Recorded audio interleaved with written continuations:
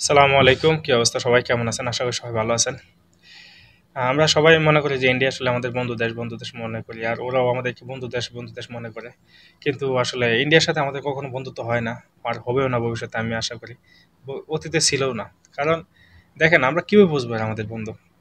এরা সবসময় চায় আমাদের বাংলাদেশের ক্ষতি। ঠিক আছে?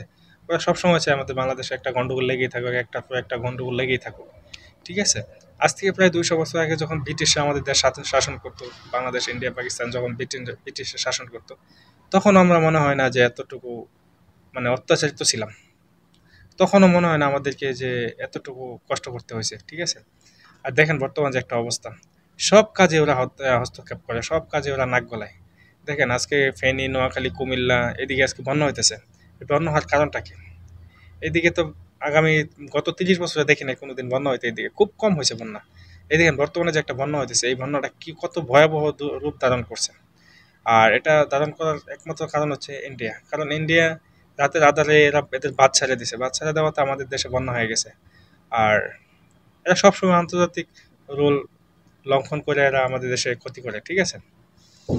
আর এটা একটা মূল কারণ হচ্ছে আওয়ামী লীগ সরকার। ঠিক আছে? কারণ আওয়ামী লীগ সরকার বাংলাদেশ এখন বর্তমানে নাই। ঠিক আছে? বর্তমানে ইন্ডিয়াতে অবস্থান করতেছে। আর ইন্ডিয়াতে অবস্থান করা আওয়ামী লীগের সাথে ইন্ডিয়ার একটা ভালো সম্পর্ক, হাসিনা এবং মোদির সাথে একটা ভালো সম্পর্ক। তো হাসিনা যা বলতেছে ইন্ডিয়া ওইখান থেকে মোদি তাই করতেছে। ঠিক আছে? ও চাইতেছে যে দেশের মধ্যে একটা গন্ডগোল, একটা ঝামেলা লাগে থাক। বর্তমানে যে অন্তর্বর্তীকালীন সরকার আছে, ডক্টর ইউনূস স্যার যাতে এটা সামাল না দিতে পারে, ওইটা চাইতেছে। ঠিক আছে? আর তবে এটা যে আমরা সবসময় দোয়া করব, আমাদের যারা বর্তমানে বন্যার্থ মানুষ আছে তাদের জন্য আমরা দোয়া করবো, কারণ দোয়া ছাড়া আমাদের আর কি করার আছে, কারণ আমরা প্রবাসী, আর দোয়া ছাড়া আর কিছু করতে পারবো না। ঠিক আছে?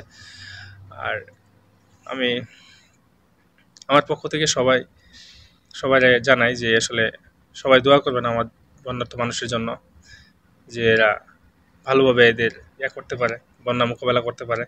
আল্লাহ পাক যেন এদেরকে ধৈর্য দেয় এবং সাহস দেয়। তো সবাই ভালো থাকবেন। আল্লাহ হাফেজ।